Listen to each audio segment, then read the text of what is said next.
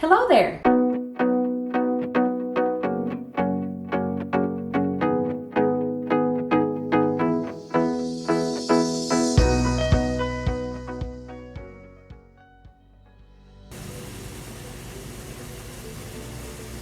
Okay, I've got about a pound and a half of ground beef in here.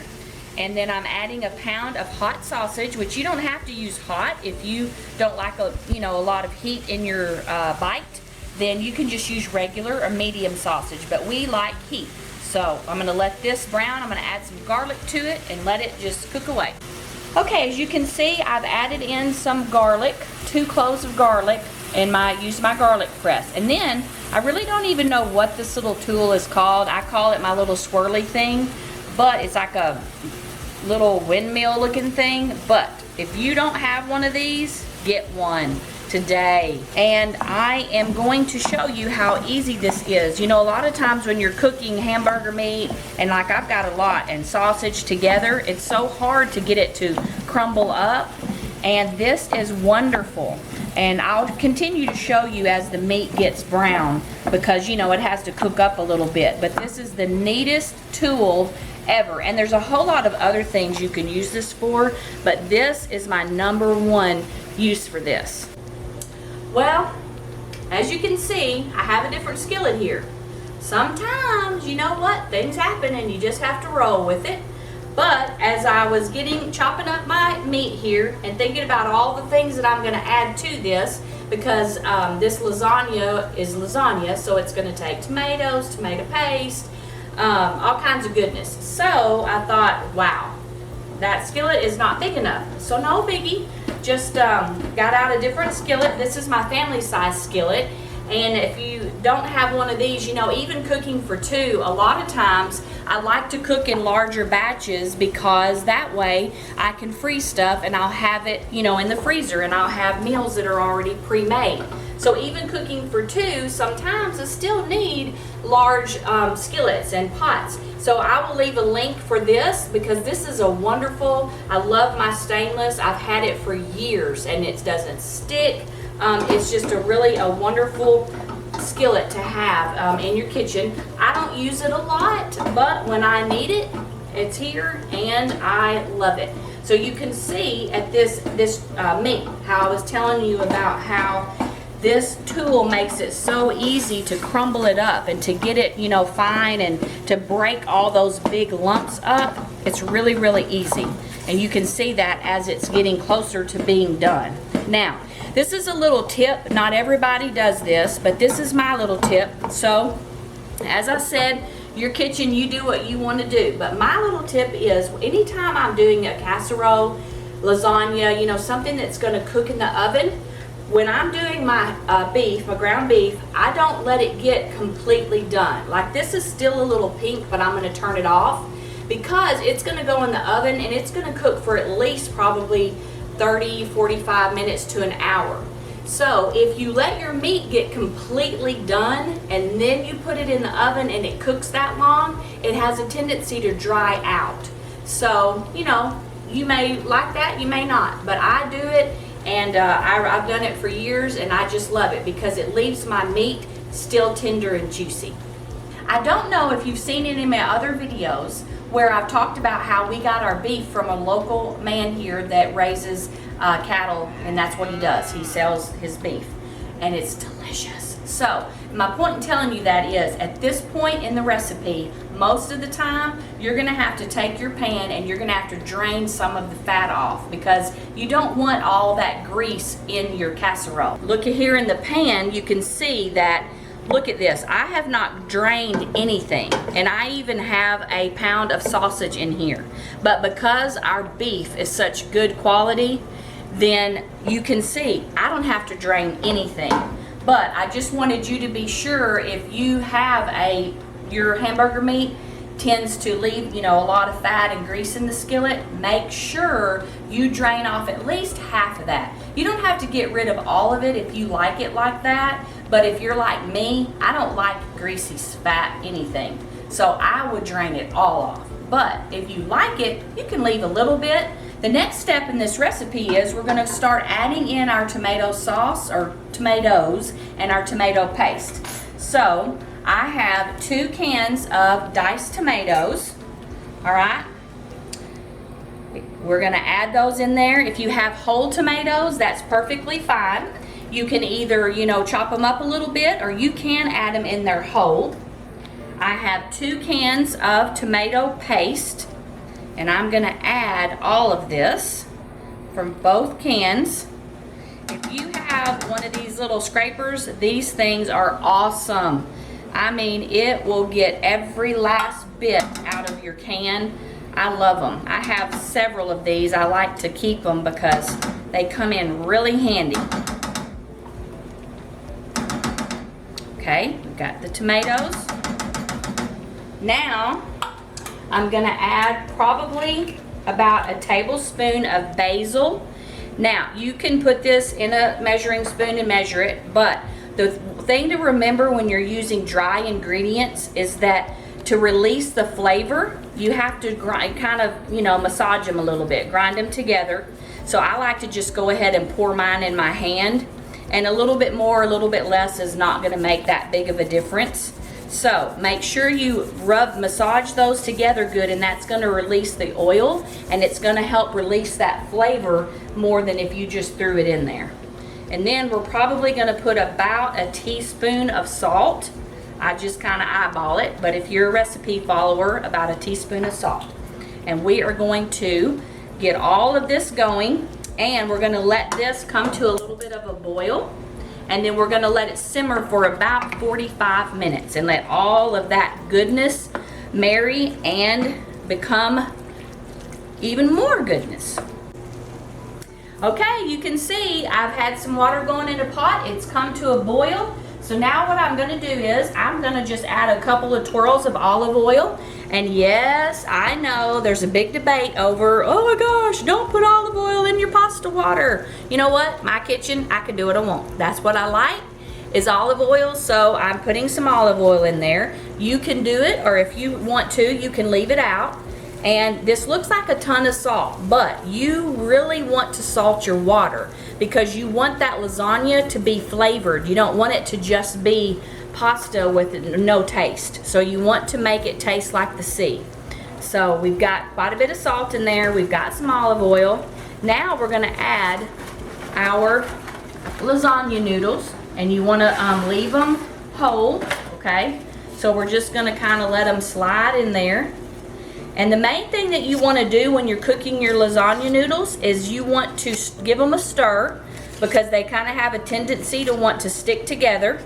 And as you can see, I probably need a larger pot, but I'm going with it. I'm sticking them all in here. But I'll keep it good and stirred, and you want to keep your water, not boiling at a full boil. I think I'm going to stop there. But you're going to want to have a good boil going so that water's moving around, and it'll keep your lasagna noodles moving. So we're going to let this boil uncovered for about 8 minutes. You'll just have to check it, but you do want it to be al dente. You do not want these to be mushy, because again, we're going to put them in the oven and we're going to bake them for another, 30 minutes to an hour. So even a little bit, more al dente would even be okay, because they're going to finish cooking in the oven. Okay, well, first of all, I had to put on an apron because I'm making this because we're actually going to have company, and I'm ready, so I didn't want all this tomato sauce splashing on me. But I do have to give a shout out to my mom. If you have been following me long, my mom passed away last August, and my mom made this apron for me. So it's really special, and it makes me think of her. Now, what we're going to do is, while our tomato stuff is simmering, we're going to go ahead and start on our filling. So what we're going to do is, we're going to take just a container like 24 ounces of cottage cheese. We're going to add that into like a medium-sized bowl. Okay, we're going to take about a half a cup of Parmesan cheese, the good kind. And then we have 2 eggs, and what we're going to do is, I just am going to take my fork. You can use a whisk, but you want to kind of beat these just a little bit before you add them into the mixture. You don't want to add them in there unbeaten. I'm going to pour these in,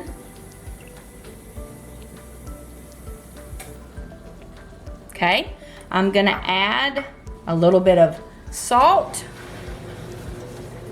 a little bit of pepper, and then we're gonna add just a tad bit more of basil. You know, like I always say, you want to flavor every layer, okay?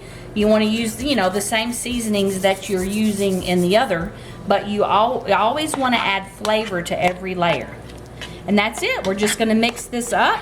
My noodles are just about ready to drain. I'm going to drain my noodles, and then when our mixture's done, we can start assembling this. Now is the fun part. We get to start assembling it. We have our noodles ready. Our sauce is ready. We have our cottage cheese mixture ready. And then I have some sliced mozzarella cheese. And I'm just gonna go ahead and say this right here is what's gonna put your lasagna over the top. If you use this fresh sliced mozzarella cheese instead of like a bagged cheese, you will definitely be able to, you're gonna experience just a whole nother depth of richness to your lasagna. It's just amazing the difference that it makes. So let's get started. Okay, first thing we're gonna do, I've already sprayed my pan with cooking spray because I don't want to have to clean up sticky lasagna. And I tried the little tongs, but you know me, I like to use my fingers. So we're gonna start with 4 noodles in the bottom of the pan. These have been cooling long enough that I can actually pick them up like this. They're still a little hot, but let's do this. And it's okay if they overlap just a little bit. That's not a big deal. So we're gonna do 4. We'll scoot that over a little bit.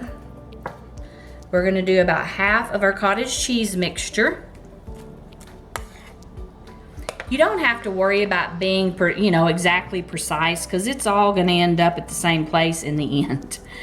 We're just gonna, we're just putting it together.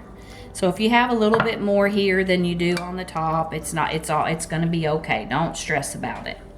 To cover this whole part here with the slices of our mozzarella cheese. You can kind of spread it out some. You don't have to have it like touching. And actually, if you feel better, if you like, breaking it up, you can do that. Just kind of spread it out a little bit. Some of these slices are larger than others. I'm gonna grab one of these little ones and I'm gonna put it right there, okay? Now, we're going to put a little bit of Parmesan cheese on top of that. And now I'm going to start with the meat sauce. And I just, for the sake of filming it, I put some in a little dish so it's easier for me to hold on to. So I'm gonna go ahead, put that whole thing in there, and we're gonna do the same thing. We're just gonna smear this around, get everything evened out good. All right, we've got that. And you know what we're gonna do now? We're gonna start all over again.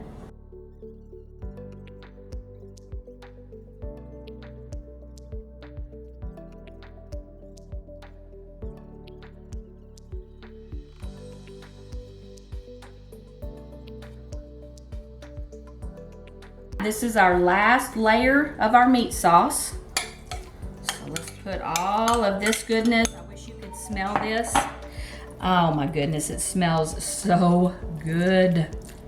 This is kind of one of those comfort foods. When you smell these this garlic and the cheese melting, because this sauce is warm, and you smell the tomatoes. Oh my gosh, like this is just, woo! Makes me want to get a big old plate of it, sit down on the couch with a blanket, maybe a good book, and enjoy. Okay, got that done. Now what we're gonna do, since this is the last layer, we're gonna add a layer of Parmesan cheese, and then this is gonna be ready to go in the oven. I'm gonna put it in the oven. We're gonna cook it at 350. Now, this is only gonna take about 20 to 30 minutes because everything in here is already cooked. We made the sauce, we cooked the noodles. So all we have to do is let this just get heated up good. And one way you'll know it's ready is around the edges, it's gonna start bubbling up. When you see all that bubbling up around the edges, then it's a pretty good sign that this is gonna be good and heated through and through, because everybody's oven is a little bit different. But I'm not gonna put mine in the oven just yet because, like I said, we're having some family coming in tonight. So what I'm gonna do is I'm gonna wrap it and I'm just gonna sit it in the fridge. And you know what? When everybody gets here and everything is crazy, all I have to do, go to my fridge, pull this out, put it in the oven, and I'm done.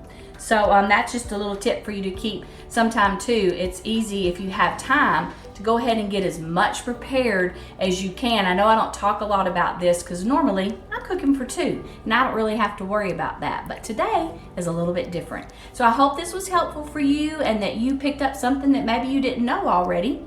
And we're gonna enjoy this. Lord bless you.